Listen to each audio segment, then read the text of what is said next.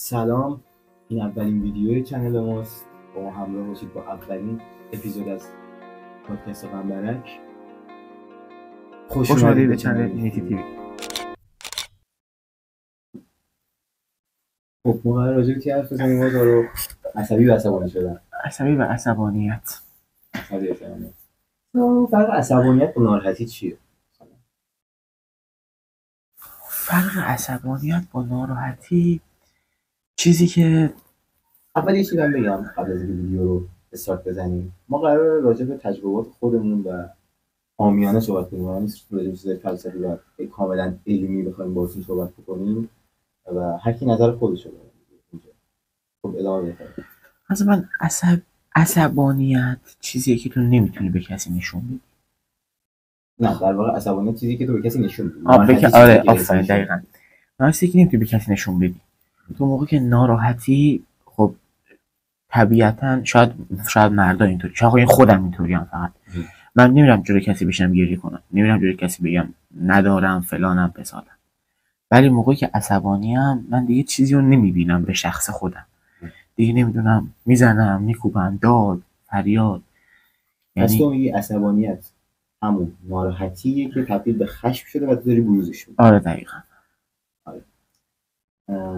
ببین خب میشه گفت که عصبانیت همیشه ریشه تو خود آدم نداره، ولی ناراحتی ها معمولا ریشه تو خود آدم دارن. خب ممکنه کسی دیگه هم تو رو ناراحت کنه، ولی معمولا وقتی من به شخص اینجوری هم وقتی کسی دیگه منو ناراحت میکنه یا خیلی اون آدم رو دوست دارم و هیچی از خودم بروز نمیدم، یا مثلا از اون آدم خوشم نمیاد یا اصلا از چشم من میفته وقتی ازش خیلی دلخور میشم و ناراحت میشم. ولی در کل عصبانیت به نظر من همچین چیز بدی هم نیست. یعنی یه وقتایی لازمه، به نظرم یه وقتایی لازمه که تو بروزش بدی که هم حساب کار دست خودت بیاد هم حساب کار دست بقیه بیاد. ولی به نظرم اینکه عصبانیت و ناراحتی تو واسه خودت نگه داری بهتر میشه گفت. آره منطقیه. بعد چیزی که عصبیت میکنه چیه؟ چیزی که عصبیت میکنه، ببین خیلی چیزا میتونن آدم عصبانی کنه، ولی اینکه تو چیزی عصبیت کنی که تو بخوای اونو نشونش بدی، نظر من یه رفتار آدماست واقعا. یعنی آدمایی مثلا چیزی که منو خیلی عصبانی میکنه واقعا نمک نشناسی.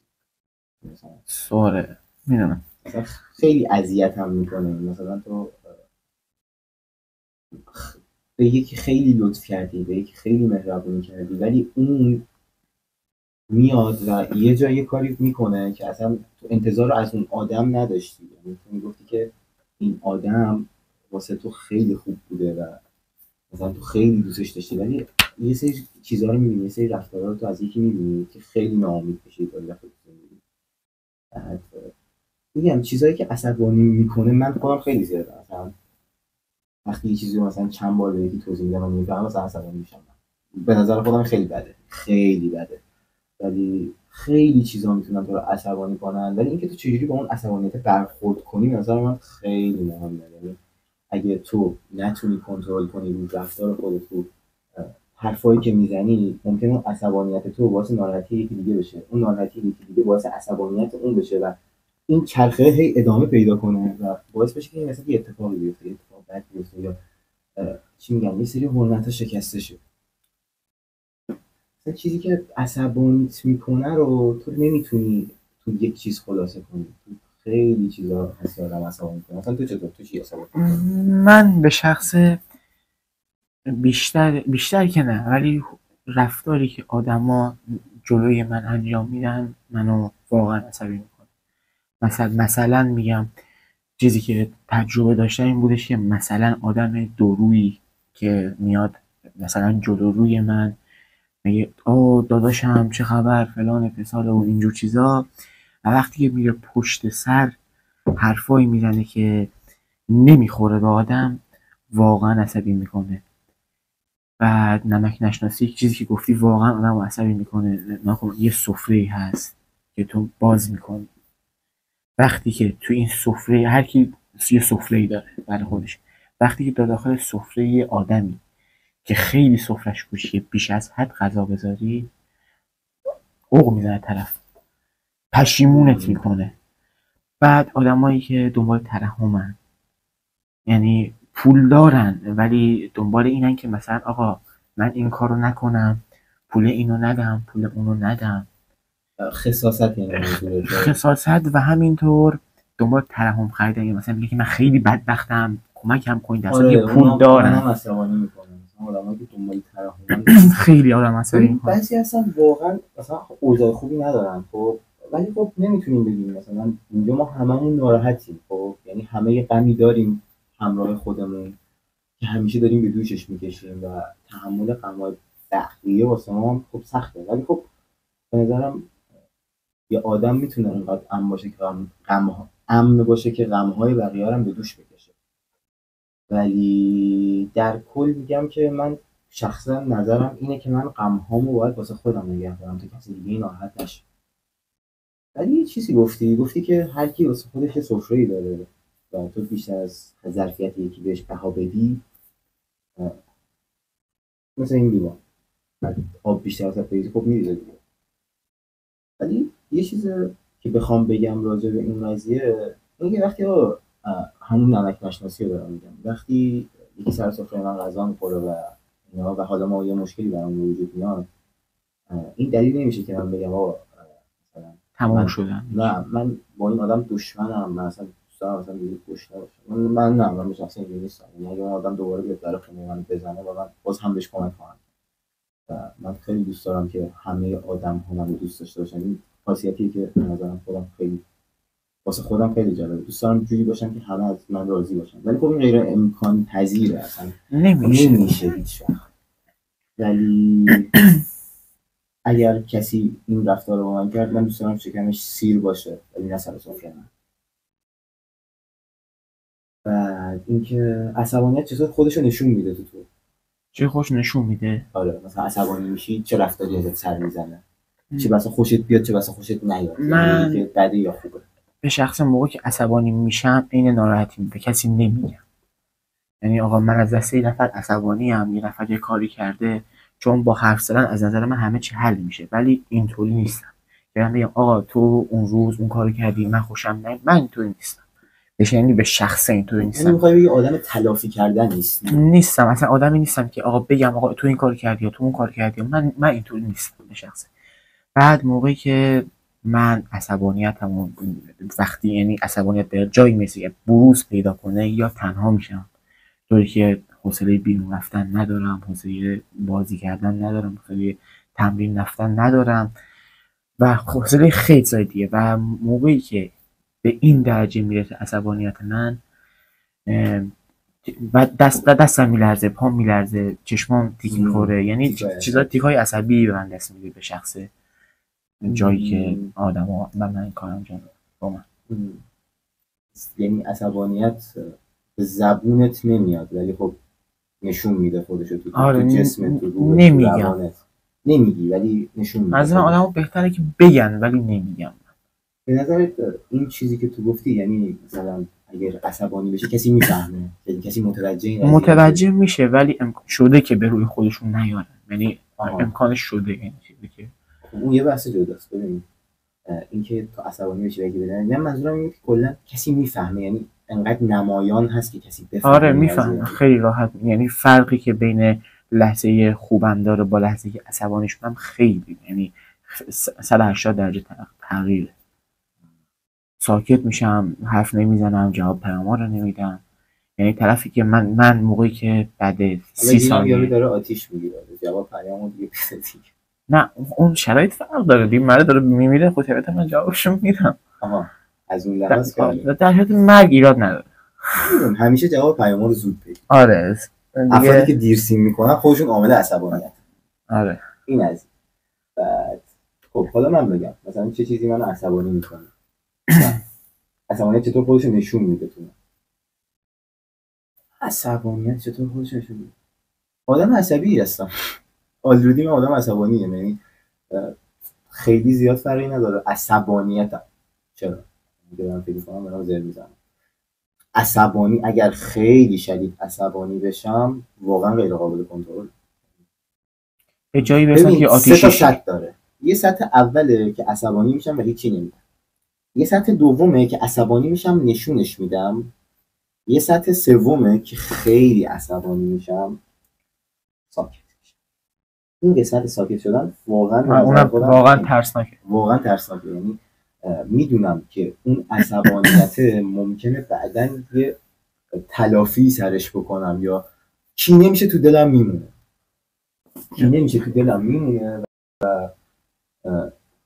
یه موقع یعنی یه موقع یه جایی آره یه نشونی خودش رو میده. ولی میگم در هر صورت خیلی هم آدم اینجوری هستم که میگذره مثلا از عصبانیت مثلا پشیمون میشم. آفرین. یعنی مثلا اگر عصبانی بشم یه حرفی بزنم بعد پشیمون چرا این حرف زدم، چرا این کارو کردم. ولی در کل عصبانیت زیاد خودش رو تو من نشون نمیده. آدم عصبانی هستم، یعنی مثلا کلا کارم خوب پیش نره، مثلا اتفاقی بیفته یا مثلا یه اتفاق غیر منتظره بیفته، میگم کلا عصبی ام و میگم زود عصبی میشی. تو این وضعیتی که دارم یعنی چی میگن دوندگی های زیاد، کار زیاد، هدف های زیاد و چیزا، اینا خودش اصلا به نظر من عاملیه که مثلا مغز من همیشه درگیر میکنه و درگیری مغز من خودش اصلا یه نوع عصبانیت هست.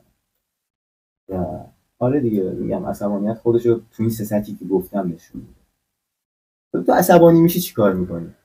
من موقعی که عصبانی میشم چون تمرین میرم بسکتبال، اون صدای توپی که میاد، اون هیجانی که تو بسکتبال به شخص من دوست دارم. این آرومت میکنه. یعنی آرومه. یعنی موقعی که من پا میذارم تو باشگاه بسکتبال همه چی، یعنی مغزم کلا مغز خالی میشه. اون سر و صدای کلا چیز میکنه. آره یعنی یا آهنگ یا آهنگ گوش بدم، پیاده روی. ولی میگم هر کاری که میکنم معمولا تنهاه. آره یعنی کلا دوست داری که تنها باشی و کار مورد علاقت انجام بدی. کار مورد علاقه انجام. موقعی که عصبانی من عصبانی میشم بیشتر کاری که میکنم، یعنی اولا اینکه اصلا یه فلسفه‌ای دارم اینکه همیشه باید مشغول باشم. یعنی اگر تایم خالی داشته باشم، بیکاری داشته باشم، اینا اون خودش باعث فکر و خیال میشه برای من، باعث اورثینگ میشه برای من، باعث این میشه که به یه چیزایی فکر کنم که منو عصبانی میکنه، یا یه خاطراتی تو گذشته بیفتم که وقتی بهش فکر میکنم خود به خود عصبانی میشم. یعنی من کلا دوست دارم که مشغول باشم، حالا چه شغل خودم باشه چه کاری که باشه که میکنم. حالا بهتر میدونی، حالا برای بچه‌ها بعداً توضیح میدیم بیشتر. بعد فوتبالم همیشه هستم. اگر فوتبال بازی کنم راحت دارم بهت میگم که اصلا به هیچی فکر نمی‌کنم، این مغزم خالیه. یعنی اگر بدونم من بعد از این 1 ساعت فوتبال سکته میکنم میمیرم، تو اون 1 ساعت اصلا مرگ فکر نمی‌کنم. اینجوریام که اوکی بذار فوتبالم بازی کنم.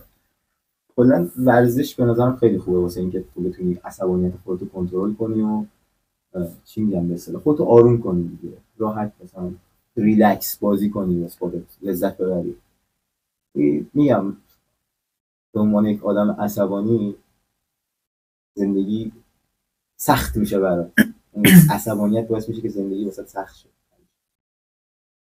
بعد میشه از عصبانیت فرار کرد. حالا مثلا میگیم آها بسکتبال بازی میکنیم آروم میشیم، خب بعد اون که تایم بسکتبال تموم شد دوباره عصبانی میشیم. نظرت میشه از این چرخه عصبانیت فرار کرد؟ یعنی با اون اتفاقی که باعث عصبانی شدن شده فرار کنی؟ چیزی که حس میکنم اینه که با حذف کردن چیزایی که باعث عصبانیت میشه میتونی تو باعث این باشی که اون چرخه از بین بره. ببین نمیتونی از بین ببریش، میتونی کمش کنی، ولی متاسفانه کم میشه. متاسفانه که در واقع خوشبختانه کم میشه، یعنی تموم نمیشه. آره تموم نمیشه هیچ وقت. آره من یعنی از نظر من نمیتونی از اون چرخه عصبانیت هیچ وقت بیای بیرون. ولی من فکر میکنم که از عصبانیت هیچ وقت نمیشه فرار کرد، فقط میشه به تعویقش انداخت. یعنی آره. تو بالاخره یه مشکلی داری، این مشکل رو باید حل کنی، یه پله بری جلو. ولی نمیدونم بستگی داری که خودت واسه خودت دلخوشی ایجاد کنی دیگه. و هر چقدر هم اینو به تعویق بندازی بالاخره یه جا که بهش میرسی.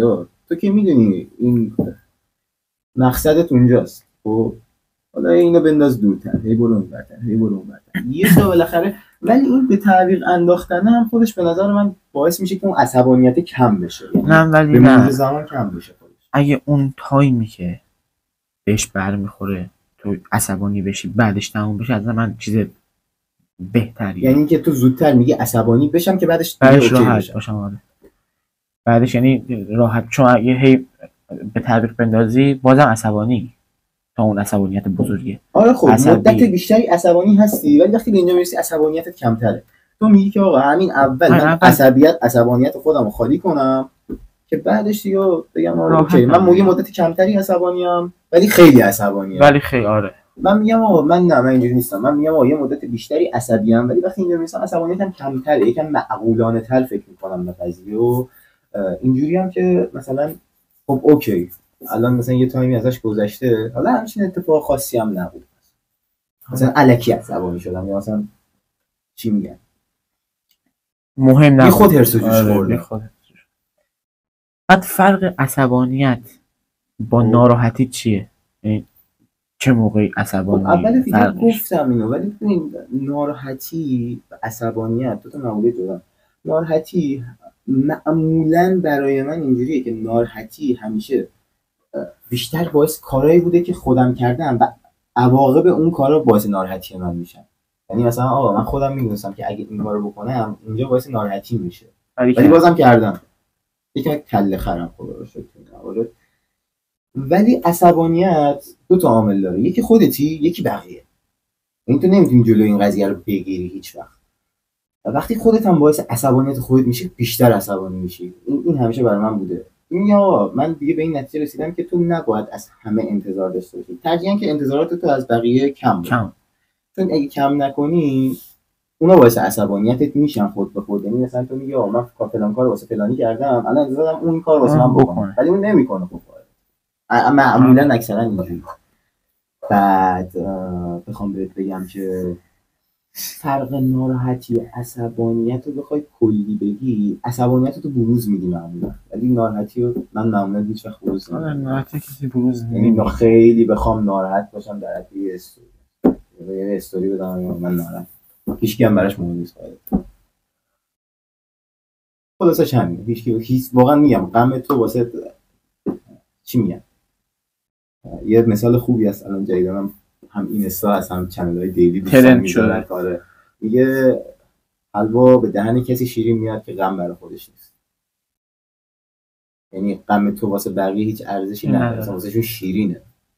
معمولا غم تو واسه بقیه شیرینه چون هیچ درکی به اون صورت از غم تو نداره. ولی به نظرم دوستان که خیلی خوب میتونن غم تو رو درک کنن، یعنی اینکه بگی آقا هیچ کی منو درک نمی‌کنه دروغه. اکثرا اگه دوستای خوبی داشته باشی، اگه دوستای باشی که اکثرا مثلا درک کردن که تو چی کشیدی، هم مسیر از قدیمت بیشتر. آره معمولا هم دوستای قدیمی، یعنی دوستایی که از مثلا دوره ابتدایی با تو بودن یا دوره راهنمایی با تو بودن. مثلا دبیرستان من خیلی دوستای خوبی پیدا کردم تو مدرسه، بعد تا الانش که دانشگاهم حس می‌کنم هر چقدر که عقب‌تر میرم رفاقت خیلی صمیمی‌تره. مثلا دوست صمیمی من حالا غیر از تو ماهان، من خیلی حرفا رو مثلا به اون میزنم که مثلا به بقیه نمیزنم. مرهم راز که ببین آخه ماهانم یه جوریه که هیچی واسش مهم نیست، یعنی به هیچ اهمیت نمیده ولی بازم میگم میگه فلان کارو بکن، این کار درسته، اون کار میتونه راهنما مثلا ادوایس خوبی به من بده. بعد آره خلاصه اینجوریه، یعنی فرق ناراحتی عصبانیت رو تو خلاصه میتونی بکنی تو این که عصبانیت رو میتونی بروز بدی، ناراحتی رو نمیتونی بروز بدی. نمیتونی که میتونی بروز بدی ولی ناراحتی واسه کسی مهم نیست. ولی وقتی عصبانی میشی من حس میکنم که آقا عصبانیت تو اینجوری مثلا بقیه که حس میکنن یه خطری مثلا اینا رو تهدید میکنه. خطرم نه، خطر دیگه خیلی کلمه گنده، ولی مثلا حس میکنم خودشون میفهمن که آقا من یه کاری کردم که مثلا این عصبانی شده. آره ولی ناراحتی مثلا یارو میگه من چیکار کردم این ناراحت شده، من فلان کار کردم. ببین مشخصه یه سری دیتیل‌ها، یه سری جزئیات خیلی مشخص میکنه که این عصبانیت اصلا از کجا میاد. ناراحتی مشخص نمیکنه ولی عصبانیت مشخص میکنه. حالا جایی شده که عصبانیت به ضررت یا به نفعت باشه؟ سوال خیلی قشنگی پرسیدی. اکثر پیشرفت‌هایی که من کردم، اکثر جاهایی که به یه موفقیت نسبی رسیدم، من هنوز به هیچ موفقیتی تو زندگی نرسیدم. گنده ترین موفقیت من قبولی دانشگاه بود که اونم مثلا خیلی چیز خاصی نیست، ولی اکثر موفقیت‌های نسبی که من تو زندگیم داشتم همشون ناشی از یک ضربه، یک ناراحتی و یک عصبانیت بودن. یعنی یه اتفاقی افتاده، من گفتم من واسه این که ثابت کنم که مثلا من انسان احمقی نیستم، من باید به این دست پیدا کنم و رسیدم دست رو برداره اونجا. آره مثلا به نفعم بوده، ولی خیلی از تصمیمات مهم زندگیمو سر عصبانیت از دست دادی. آفرین. از دست دادم که تصمیمات بد غلطی گرفتم، یعنی تصمیمات به شدت غلطی گرفتم. و یعنی اگر مثلا من یه روز صبر میکردم همین لیوان آبو میخوردم تصمیم میگرفتم، خیلی سنگین‌تر بود. ولی میگم دیگه مثلا تو وقتی تو عصبانیت تصمیم رو میگیری ممکنه شانسی به نفعت باشه، 90% به ضررت. معمولا میگن تو عصبانیت آدم نباید نتیجه بگیره، چون تو عصبانیت مغزت خاموشه، قلبت روشنه، یعنی چیزی که احساسی میخوای بری جلو. احساسی که ببین مغزت تک‌بعدی میشه، یعنی تو فقط به یک ور قضیه نگاه میکنی، یعنی از مغز استفاده 100% انجام 100% نمیکنی که بهترین راه رو انتخاب کنی، همون راهی که جلوتر رو انتخاب میکنی. یعنی میگی آقا شد نشد. یعنی مثلا عصبانیت باعث میشه که تو نتونی بهترین تصمیمی که تو اون لحظه میتونی بگیری و بگیری. تو چطور؟ مثلا خیلی سوال جالب بود، مثلا کجا عصبانیت نفت بود، کجا ضرر بود؟ من والا هر موقع یه سب کنی اصلا خاموش نشده خواهی یا نه، اینو کات کنی. خب اینو کات کنی. کجا عصبانیت به نفت بوده، کجا به ضرر بود؟ هر موقع که من یک جایی عصبانی شدم یا ناراحت شدم واقعا به ضررم بود. یعنی تا حالا نشده که من توی ناراحتیم یا عصبانیم یه تصمیم بگیرم و اون تصمیم 100% درست باشه. شده مثلا 50-50 باشه، آقا مثلا میتونستم یه راه دیگه انتخاب کنم ولی این راه هم خوبه، این شده.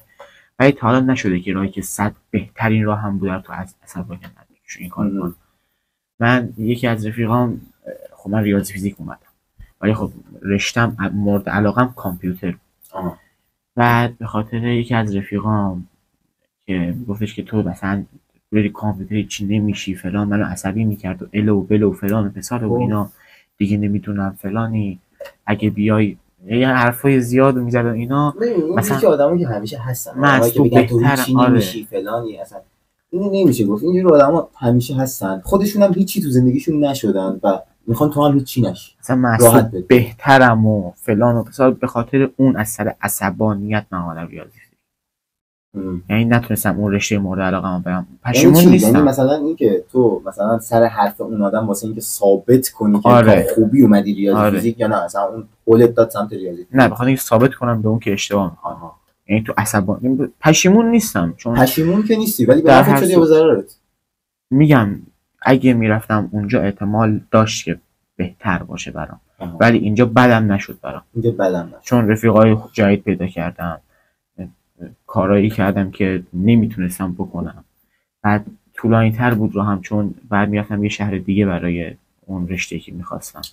تو اینجا جای خوبی نبود که اون رشته رو تدریس کنم. یعنی که مثلا هم یه مسافتی داشتی هم، یعنی ولی در کل که اینا رو کنار هم میذاری میگی به ضررت شد. به ضررم هم نشد ولی خوبم نبود. یعنی صفر. آره صفر. بعد یه نکته گفتی لای حرفات، این که گفتی دوستای خیلی خوب پیدا کردی. من همیشه میگم کانکشن هایی که آدم تو زندگیش داره خیلی براش مهمه.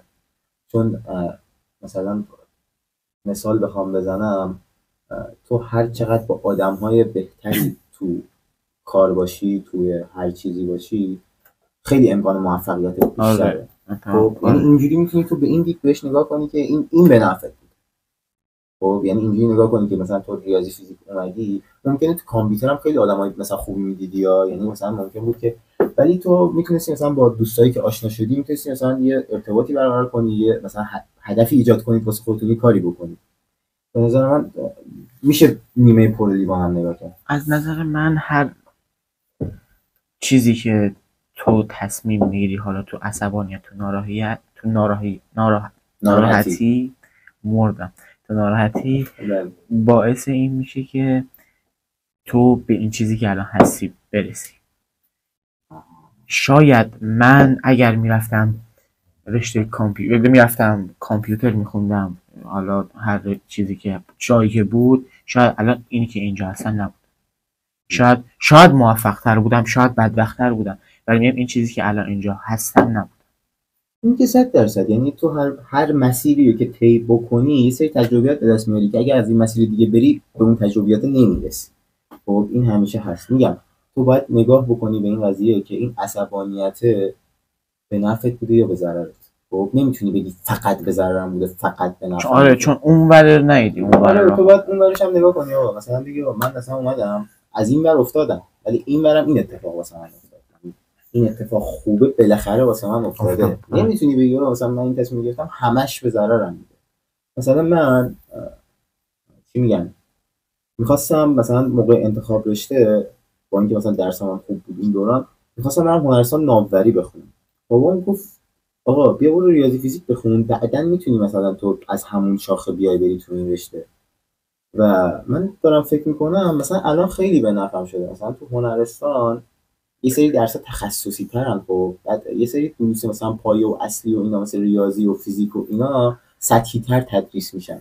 مثلا الان که من اومدم تو دانشگاه، الان همون رشته مهندسی کشتی دارم میخونم و همون مکانیک موتورهای دریایی. این قضیه بود برام که من به همونجا رسیدم با بیس قوی تر، یعنی ریاضی بهتر، فیزیک بهتر. یعنی اگه هنرستان میرفتم ضعف میداشتم تو اون رشته. ولی میگم خب از اون برم مثلا یه سری دروس تخصصی داره که مثلا من نخوندم و اونا مثلا تو اون باب از من جلوتر. ولی هر مسیری که تو طی می‌کنی بالاخره یه سری تجربیات به دست میاری که تو مسیر دیگه به دست نمیاد. این خیلی به نظر من مهمه. و اینکه یه سوال داشتم الان یادم ایول. خب این خیلی خوبه. حافظه هم نداریم ماشاءالله. عصبانیت حافظه هم براتون نمیذاره. میگم واسه این موضوع رو انتخاب کردیم. تاریخ میدونه من واقعا آدم عصبانی موقع فوتبال شما فقط باید من ببینید. بگو واسه بچه‌ها بگو. قور میزنم. یه خاطره هم تعریف کنیم حالا این وسط. یه خاطره هم تعریف کنیم. اولین پادکست چنل، اولین باری که ما با هم آشنا شدیم، اولین بار که نبود چون از قدیم همدیگه رو میشناختیم، ولی اولین باری که با هم رفتیم فوتبال، من یعنی با هم یار شدیم. خب من رشته اصلی فوتبال نیستم، بسکتبال بازی میکنم، ولی خب دیگه حالا داشتیم بازی میکردیم و اینا. فوتبالش هم بد نیست خدا وکیل. داشتیم بازی میکردیم ولی خب من باید قرعه رو بزنم. آره داشتیم بازی میکردیم و اینا، دو تا افتادیم عقب، ولی هر از گاهی واقعا قرعه جواب. دو تا افتادیم عقب با یه آدمی بودش که خیلی هم حساس بود بازی، سر پول بود و اینا، سر پول زمین. حالا کاری نداره، حالا ما قمارباز آره قمارباز نیستیم، داشتیم دوستانه حالا یه چیزی گفت آره بعد داشتیم سر پول زمین بود. آره. گفت سر پول برد و باخت. حالا کاری نداره، آقا هیچ نشستیم و اینا حرفمون زدیم، یعنی دو تا افتادیم عقب. بعد شروع شد بازی کنین. من بدم میاد، یعنی میبینم آقا یه سری این آدم یه سری توانایی داره استفاده نمیکنه ازش. واسطه مثلا چوب زمین مثل چوب خوش من نگاه میکنم. تاریخ خودت دیریب بزن، یه پاس خوب بده. راست میگه. الان یه حرفی زد خیلی قشنگ بود. این عصبانیتی که من بروز میدم معمولا تو فوتبال باعث میشه، چون من میدونم که آقا مثلا میدونم آقا این آدم چه توانایی داره، مثلا 5 دقیقه یارو بازی کنم میدونم این آدم چه توانایی داره، اون آدم چه توانایی داره، میدونم سر این قور بزنم چه اثری روش داره، ممکنه بازیش بدتر بشه بهتر بشه، میدونم مثلا چی بهش بگم که مثلا این یکم ذهنیت بهتری پیدا کنه راجع به اون قضیه. این عصبانیت هم اینجا مثلا میتونه به نفع باشه، ممکنه هم به ضرر باشه. مثلا بوده بازی که من مثلا انقدر قور زدم که بازی رو باختیم، سر قور بازی جلو بودیم بازی باختیم. مثلا میگم آقا چرا مثلا با تمام تلاش بازی نمی‌کنی، چرا اینجا پاس ندادی، چرا اینجا پاس ندادی اصلا تیکه کلام. هر 5 ثانیه من تو زمین فوتبال میگم چرا پاس نمیدی، چرا مثلا درست دفاع کن. خودم مثلا اینجوریام که خیلی میلی به دریبل زدن ندارم و اینکه پاس میدم خودم. اینجوری هم اصلا دوست ندارم مثلا من که به همه میگم پاس بده کسی به من بگه پاس بده. مثلا اینجوری هم میگم عصبانیت اینجا مثلا یه جاهایی به نفع. بعد اینکه نظرم واسه اولین ویدیو بس دیگه خاطره هم گفتیم. آره کافیه اولین ویدیو رو بریم آپلود کنیم بعد 2 ماه تلاش، واقعا دوندگی واقعا زیاده. یعنی الان که ما اینجا نشستیم پنجشنبه که الان دیگه جمعه است 5:35 دقیقه صبح و دوست دارم که مثلا این 1 سال دیگه برامون خاطره باشه. واقعا در اون حد نه. به آخر این ویدیو رسیدیم. اگر لطفی کنید حمایتی کنید، سابسکرایب، لایک، کامنت، شیر با هم بزنید دیگه. خودتون زحمت رو بکشید دیگه حالا ما نه اینجوری خیلی یوتیوبر نشیم. لایک، کامنت، ساب، فلان ولی اومدیم ما طنز باشیم. حالا ویدیوهای اولمون غمبرک بود ولی خب سعی کردیم یکم فان‌تر باشه. آره از ویدیوهای قبلی از ویدیوهای بعدی هر پادکست چیز خودشه داره. 2 تا پادکست داریم، یک پادکست فانه، یک پادکست غمبرک که غمگینه و آره دیگه خلاصه همین. تا قسمت بعدی فعلا.